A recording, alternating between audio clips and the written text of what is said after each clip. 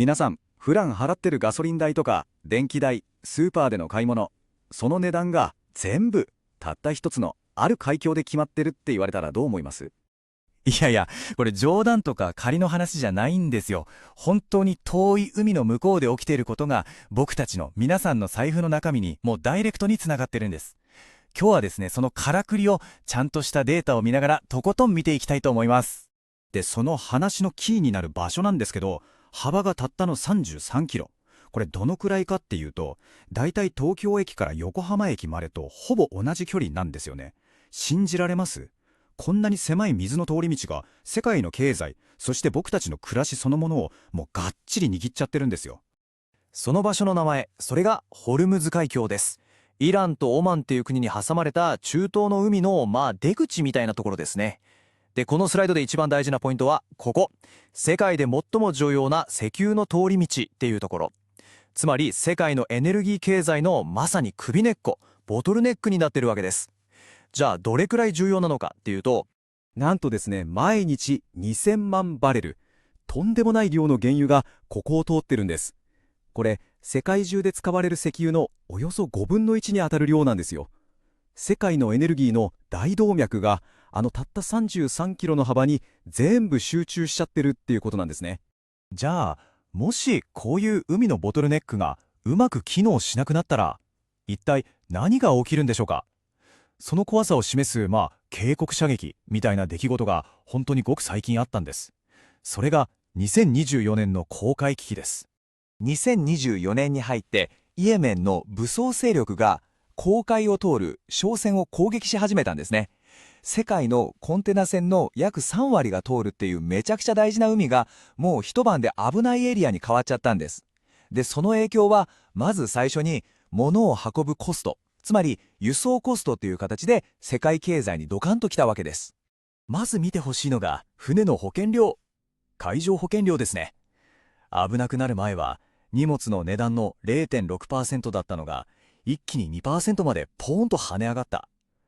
これ3倍以上ですよ。とんでもない値上がりです。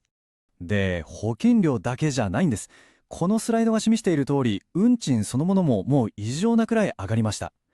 例えば、北アジアからアメリカの東海岸まで運ぶのに、なんとプラス 137%。コンテナ1個運ぶだけで日本円で約76万円もかかる。そんな状況になっちゃったんです。この影響って本当にドミノ倒しみたいにあっという間に世界中に広がっていきました。大きな船会社は危ないからってアフリカの一番下をぐるーっと回るルートに変えたんですけど、そうすると1回の船旅で燃料代だけで1億円以上も余計にかかっちゃう。で、結局部品が届かなくなって、テスラとかボルボの工場が生産ストップに追い込まれたんです。たった一つの海が世界中の物の流れを、そして工場まで止めちゃったわけですね。でも、本当に大事なのはここからなんですよ。さっきの航海の話は言ってしまえばただの警告、予行演習みたいなものなんです。本番はもっと根本的な場所、つまりホルムズ海峡で起こるかもしれない。そうなったらもう航海の時とは比べ物にならない桁違いのヤバいことになるんです。もしホルムズ海峡が封鎖されたらどうなるか。まず機器が一気に連鎖反応を起こします。最初に誰かが攻撃するぞって警告するだけで市場はもう大パニック。通る船の数がいきなり半分近くに減っちゃうんです。そうするとすぐさま原油の値段がドーンと跳ね上がる。航海の時と決定的に違うのは代わりのルートがもうほとんどないってこと。で、その最終的なしわ寄せはガソリン代、電気代、スーパーの食料品の値段が上がるっていう形で僕たちの家計に直接やってくるんです。じゃあ、なんでそんなに僕たちに影響があるのか。それは日本のエネルギーがこのホルムズ海峡にめちゃくちゃ頼り切ってるからなんですよ。このグラフ見てください。日本が輸入してる原油のなんと 93% が中東から、そしてその原油を運んでくるタンカーのほぼ全部がホルムズ海峡を通って日本に来てるんです。まさに日本の生命線、ライフラインですよね。いやー、でも昔もホルムズ海峡でいろいろあったじゃんって思うかもしれないんですけど、当時と今とじゃ物の流れ、サプライチェーンの複雑さ、その密度が全然違うんですよ。今はもう半導体から薬までありとあらゆるものが一本の細い鎖で全部つながってるみたいな状態。だからもしホルムズが止まったら、その影響は80年代の時とは比べ物にならないくらい広くて深くなるんです。で、影響を受けるのってガソリン代だけじゃないんですよ。僕たちが使う電気、その元になる天然ガスもそう。あと、スーパーで使う食品トレイとかペットボトル、あれの原料のプラスチックも。それから、いろんな化学製品の元になるナフサとか、もっと言うと、農業に絶対必要な肥料の原料まで。もうね、僕たちの暮らしを支えてるありとあらゆるものが、この海峡に頼っちゃってるんですよね。専門家が計算した数字もかなり衝撃的です。大和総研っていうところの予測によると、もしホルムズ海峡から来るものの量がたった 10% 減るだけで、日本の経済成長率 GDP ですね、これが 2% も下がっちゃうだろうと。これって日本経済がプラス成長じゃなくてマイナス成長に落ち込んじゃうくらいのとんでもないインパクトなんですよ。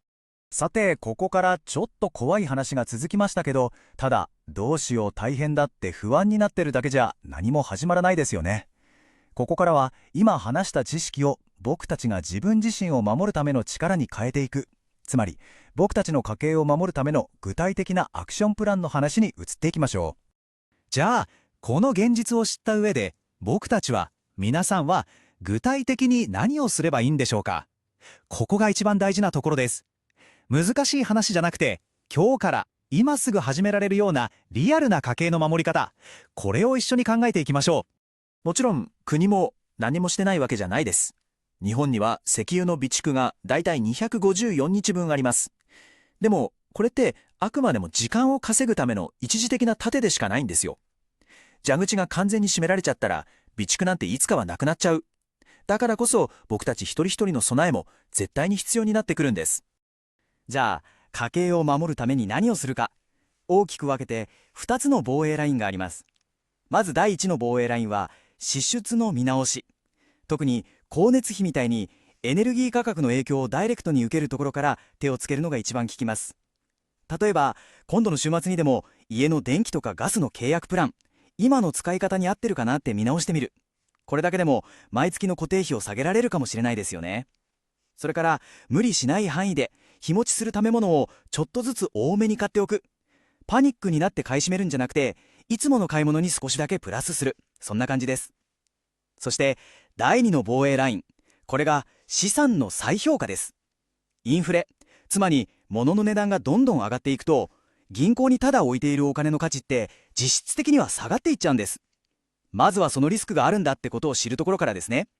支出を減らすことと資産を守ること、この2つを両方やっていくことで万が一の事態に備える、これが大事なんです。たった33キロの海峡が世界を、そして僕たちの生活をガラッと変えてしまう可能性がある。これってどこか遠い国のニュースの話じゃないんです。今晩の食卓の話であり、来月の給料日、数年後のお財布の中身の話でもあるんです。歴史の授業って実はいつも今のこと、僕たちの未来のことを教えてくれてるんですよね。